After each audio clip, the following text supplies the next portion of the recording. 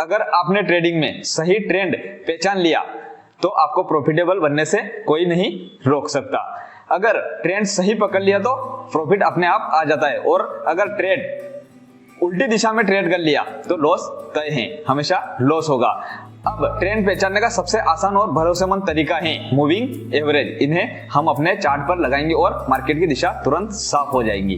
नमस्कार दोस्तों, स्वागत है आपका हमारे ट्रेडिंग सीरीज के पार्ट 6 में। पिछले पार्ट में हमने सीखा था सपोर्ट और रेजिस्टेंस के बारे में, और आज हम सीखेंगे मूविंग एवरेज, जो सिर्फ ट्रेंड नहीं बताते बल्कि सपोर्ट और रेजिस्टेंस की तरह ही काम करते हैं। यानी आप एक टूल से दो काम कर सकते हैं। अब बात आती है मूविंग एवरेज क्या है। मूविंग एवरेज का मतलब है किसी तय समय के क्लोजिंग प्राइस का एक औसत।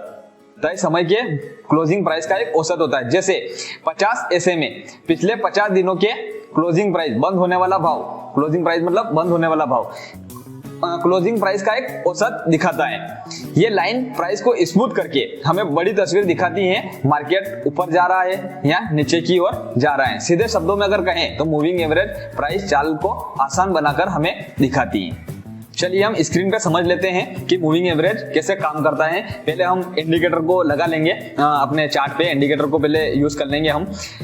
अगर प्राइस लगातार मूविंग एवरेज के ऊपर है और ये लाइन ऊपर की तरफ झुक रही है, जो लाइन आपको नजर आ रही है, अगर वो ऊपर की तरफ झुक रही है तो समझिए मार्केट अप ट्रेंड में है, ऊपर की ओर बढ़ रहा है।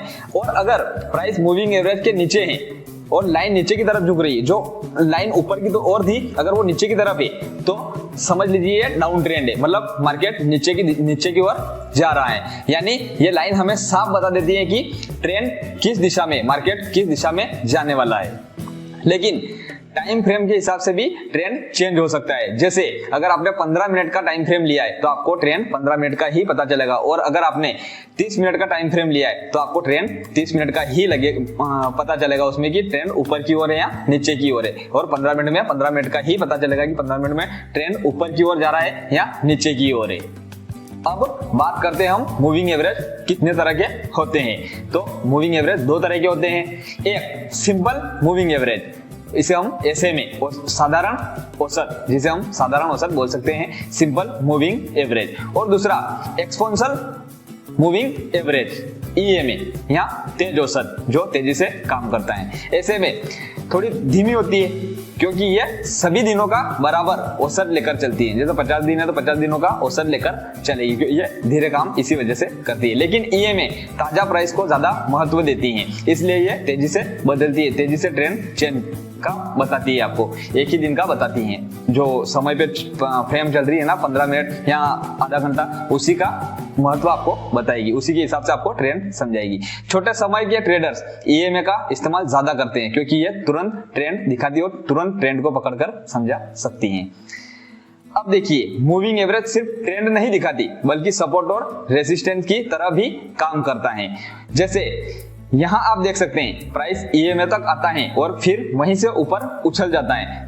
EMA के पास प्राइस आया और वापस ऊपर की ओर उछल गया, यानी EMA एक तरह का डायनामिक सपोर्ट यानी चलता फिरता सहारा है। डाउन ट्रेंड में यही EMA रेजिस्टेंस रुकावट का काम करता है।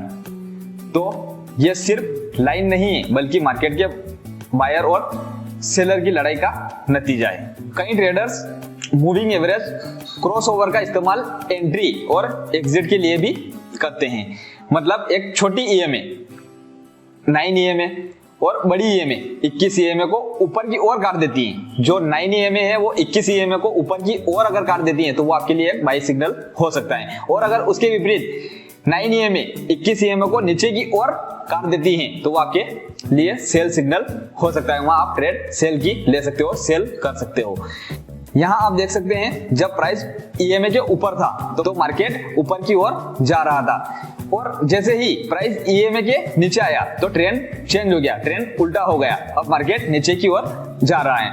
आप देख सकते हैं कि सिर्फ EMA देखकर ही हम मार्केट की दिशा पकड़ सकते हैं, मार्केट का ट्रेंड पकड़ सकते हैं। हमें पता चल सकता है कि मार्केट ऊपर की ओर जा रहा है या नीचे की ओर जा रहा है। ट्रेंड आज दिन में कौन सा है, ऊपर का ट्रेंड है या डाउन ट्रेंड है या अप ट्रेंड है, इसलिए इसे ट्रेंड इंडिकेटर कहा जाता है। तो दोस्तों आज हमने सीखा मूविंग एवरेज, ये हमें ट्रेंड दिखाती है और साथ ही डायनामिक सपोर्ट और रेसिस्टेंट की तरह काम भी करती हैं। ट्रेडिंग की दुनिया में इसे सबसे भरोसेमंद इंडिकेटर माना जाता है। और अब अगले पार्ट यानी पार्ट 7 में हम सीखेंगे RSI indicator, relative strength index. ये हमें बताएगा कि मार्केट में खरीदी ज्यादा है या बिक्री ज्यादा है, यानी कब हमें एंट्री लेनी है और कब एग्जिट लेनी है। तो अगले वीडियो में हम एक ताकतवर इंडिकेटर को आसान भाषा में सीखेंगे या समझेंगे।